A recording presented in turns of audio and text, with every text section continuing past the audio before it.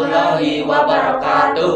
Perkenalkan, nama saya Ovi Ramadhani dari absen 28. Perkenalkan, nama saya Sarah dan Temanani dari absen 33. Perkenalkan, nama saya Ibnu Hamdan Yukafi dari absen 16. Perkenalkan, nama saya Muhammad Rimanullah, absen 22. Di sini kami akan melakukan podcast tentang pelanggaran HAM yang terjadi pada tragedi Trisakti.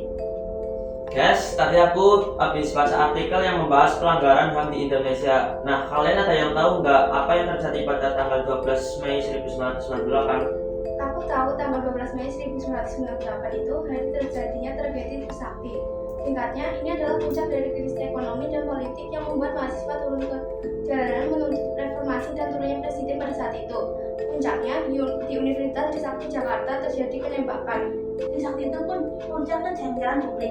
Bayangkan Indonesia lagi di kala krisis moneter parah, rupiah anjlok, harga naik gila-gilaan dan ada kecurigaan besar soal praktik kolusi, nepotisme yang pun masyarakat terutama mahasiswa terasa dikhianati.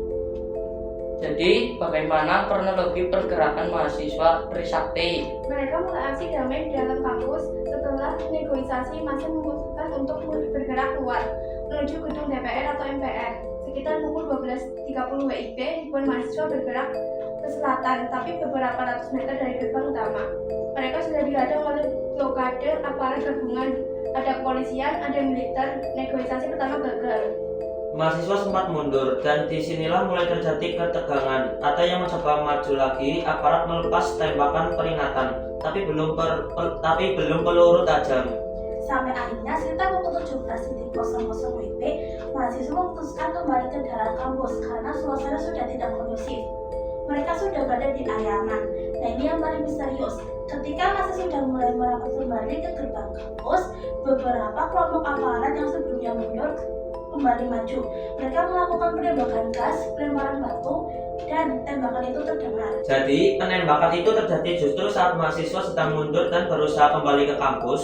Benar, itu menunjukkan bahwa tujuannya bukan lagi menghalau demonstrasi di jalan, tetapi menghukum dan membuka suara di lingkungan akademik. Saksi mata menyebutkan tembakan datang dari jembatan layang, posisi tinggi. Jelas ada memerintahkan penembakan dengan peluru tajam ke kerumunan mahasiswa yang tidak bersenjata. 4 mahasiswa yang gugur pada waktu itu, Elang Mulia Lesmana, Heri Hertanto, Hawidin Royan, dan Hendriawansi. Mereka bukan pejabat, mereka bukan teroris, mereka cuma mahasiswa yang berani bersuara untuk memperbaiki bangsa. Dan di sini titik terendah keadilan di Indonesia.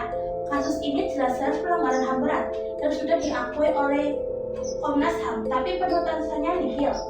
Selalu terbentur tembok tebal politik dan birokrasi.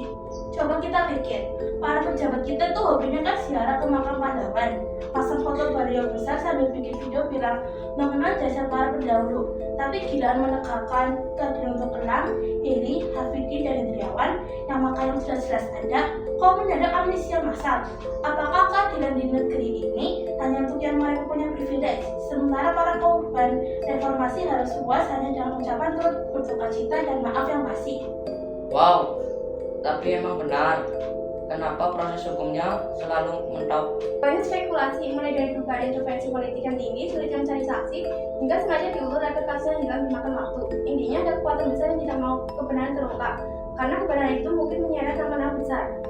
Tugas kita saat ini adalah memastikan bahwa peristiwa kelam ini tidak pernah terulang, dan satu-satunya cara adalah dengan menurut keadilan bagi para korban.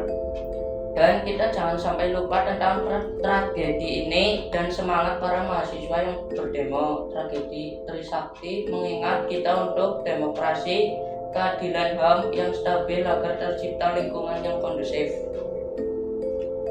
Sekian dari kelompok kami, kurang lebihnya mohon maaf. Wassalamualaikum warahmatullahi wabarakatuh.